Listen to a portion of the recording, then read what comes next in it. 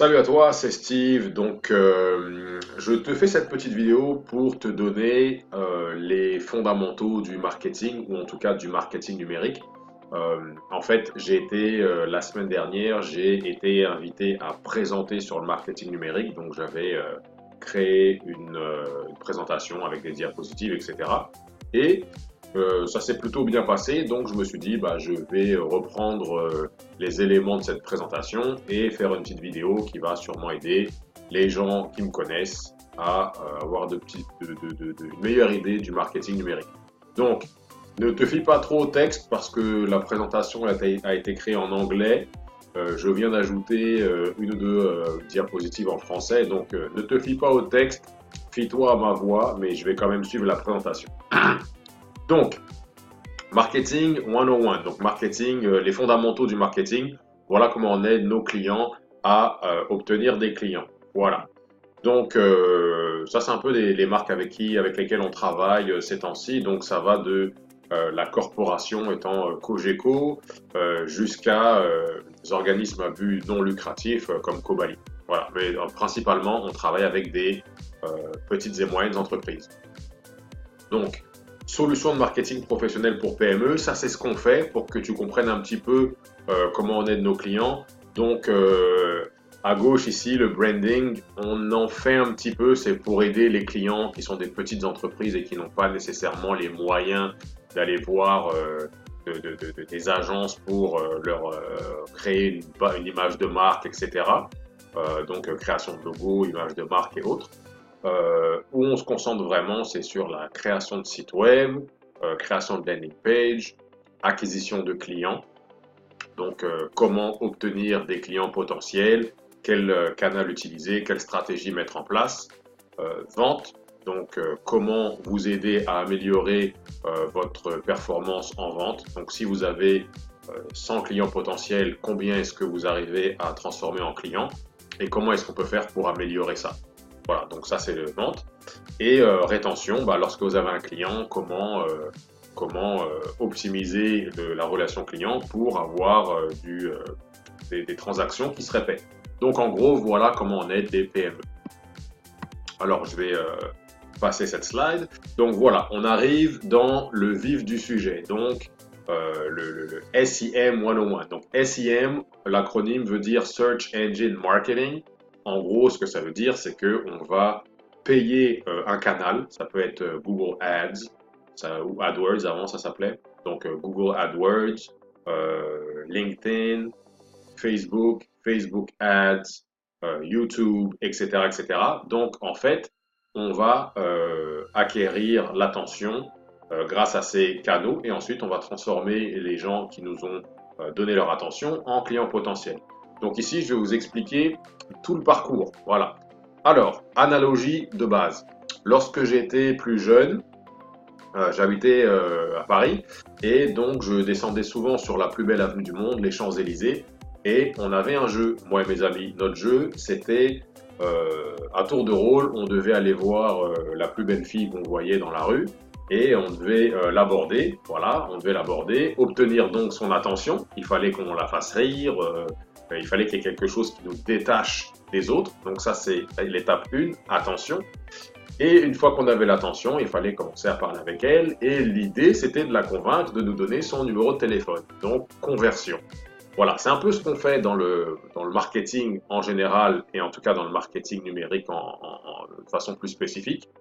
On veut obtenir l'attention de votre client potentiel. Donc, si je reprends mon analogie, si par exemple quelqu'un aime les blondes, bah, où est-ce que les blondes se trouvent? On y va et il faut qu'on trouve, qu'on obtienne leur attention. Voilà, donc aller dans le bon restaurant, le bon bar, la bonne rue, etc. Donc ça, ce serait le canal, Google Ads, Facebook, etc., etc.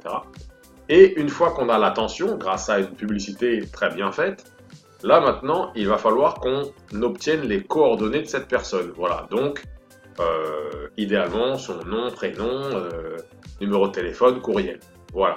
Donc ça, c'est ce que j'appelle ici, ou en tout cas dans le marketing numérique, on appelle la conversion. Donc, on convertit une nouvelle personne qui vient de nous donner un petit peu d'attention en contact. Voilà, client potentiel, lead, contact, vous allez entendre différents termes, mais c'est la même chose. Donc voilà, c'est un peu comme le jeu que je jouais lorsque j'étais jeune.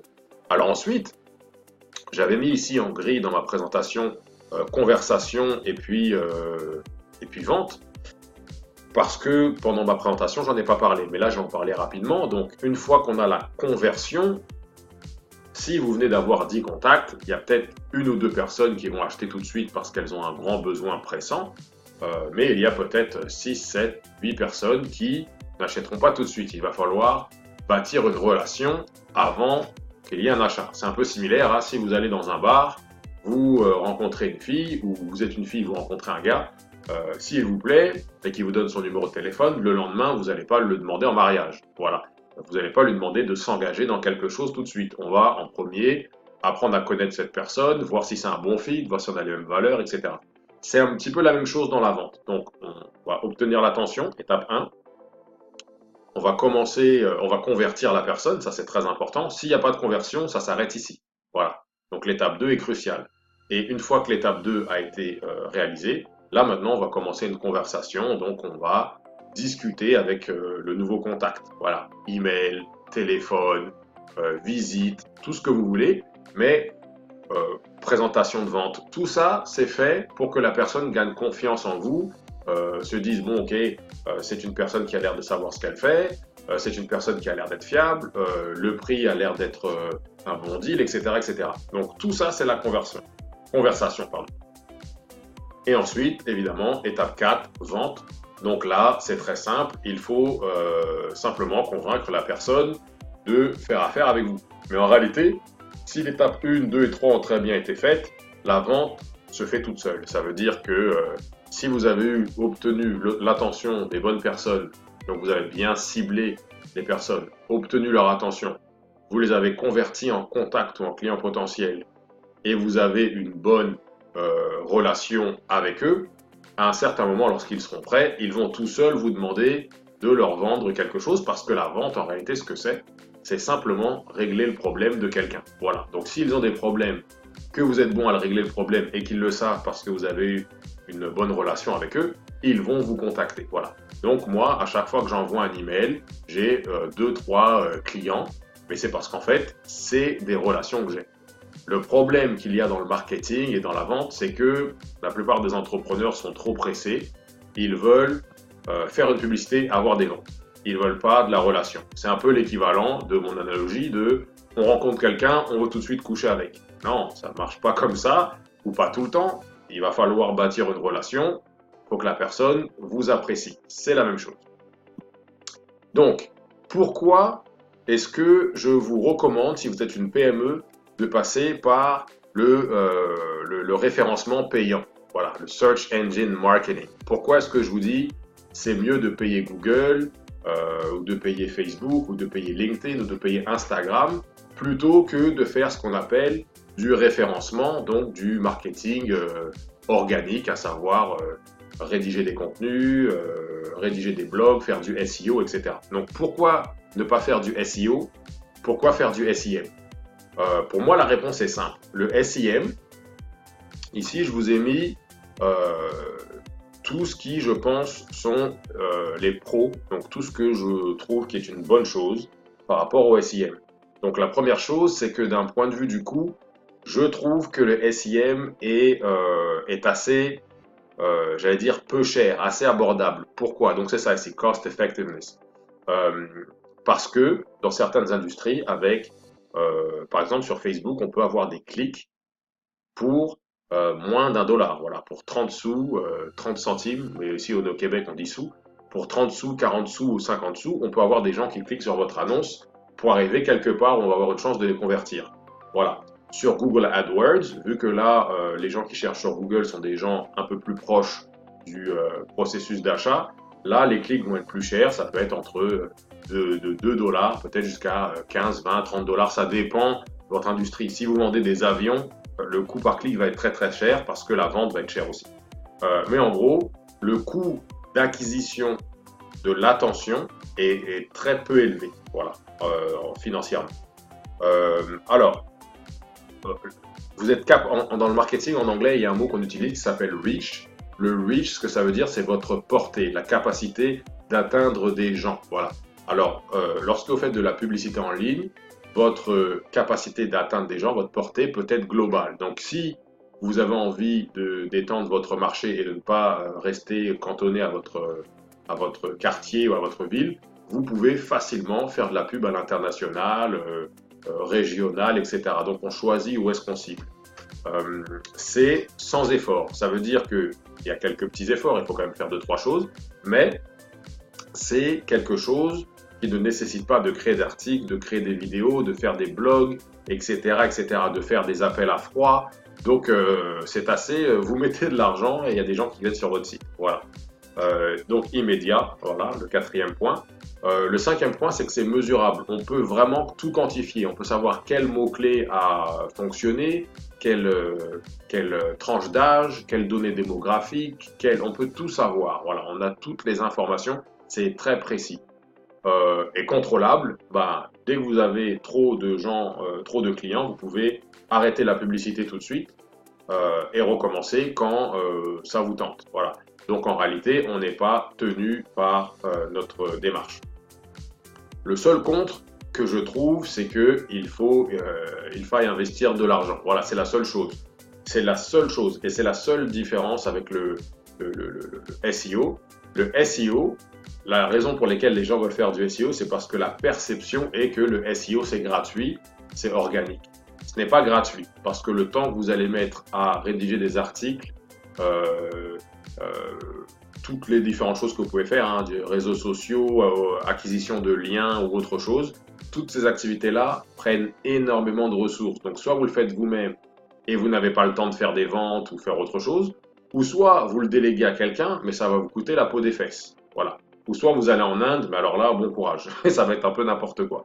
Mais en gros, c'est un peu vos choix. Donc moi, ce que je recommande aux PME, quand ils commencent avec un budget limité, commence avec du SEM, avec des petits budgets, là, 500 $ par mois, 1000 $ par mois. On peut avoir de très bons résultats. Moi, j'ai un client, là, je vais vous montrer ça. Je vais vous montrer ça tout à l'heure. J'ai un client qui fait à peu près 30 000 $ par mois en dépensant moins de 2000 $. Voilà. Alors, capacité de ciblage assez élevée. Ah, pardon pour ça. Donc, capacité de ciblage assez élevée. Donc, on peut choisir, est-ce qu'on va utiliser YouTube, Facebook, LinkedIn? Est-ce qu'on va utiliser Google? Est-ce qu'on veut utiliser le réseau de recherche Google? Ou est-ce qu'on veut utiliser d'autres façons de faire des publicités Google? Je ne vais pas tout couvrir ici. Mais on peut choisir exactement où est-ce quel canal on va utiliser, pardon. Donc, ça permet de cibler. On peut cibler par mots-clés, par intérêt. On peut cibler par emplacement géographique. On peut cibler par langue. On peut cibler par âge, sexe, bon, type sanguin. Bon, ça, j'ai abusé, c'est pas vrai. Pas pour aujourd'hui. Et aussi les heures de la journée. Donc, on peut vraiment cibler. C'est très spécifique. Alors, Cost Effectiveness. Là, je vous ai donné un exemple de pourquoi je vous dis que c'est assez abordable. Par exemple, il y a un client sur 11 mois, et on a fait quelques pauses, on a dépensé à peu près 13 000 $, un peu plus. On a eu un peu moins de 285 nouveaux clients potentiels ou nouveaux contacts. Ça a été 55 ventes. Sachant que la vente minimum de ce client-là est de 5 000 $, bah, ça fait que le revenu minimum est de 275 000 $. Voilà. Donc là, on parle de quelqu'un qui a une marge de bénéfice d'à peu près 20%. Donc, je vous laisse faire le calcul. Il a dépensé 13 000, mais il a fait en bénéfice brut 20% de 275 000. Voilà. Donc voilà le graphique, hein, c'est la charte qui montre cela. Là, j'ai mis 2-3 petits exemples. C'est assez avancé. Je vais essayer d'expliquer ça en quelques secondes puisque la vidéo touche à sa fin. Donc là, par exemple, cette compagnie-là, on voit qu'elle a eu 24 clics là, en une semaine à peu près. 24 clics, 7 clients potentiels et ça nous a coûté 122 $ pour faire ça. Sachant que chaque client rapporte 700 $ ici. Donc, avec 7 conversions, elle a dû faire peut-être 2 ou 3 ventes. Voilà. Donc 3 x 7, 21. Donc elle a fait entre 1400 et 2100 $ pour une dépense de 122. Voilà pourquoi je vous recommande de faire du SEM. Donc, bon, on finit ça vite fait en quelques secondes. Qui est-ce que vous connaissez? Est-ce que vous connaissez un physio, quelqu'un en système d'alarme? Qui vous connaissez dans ces professions-là?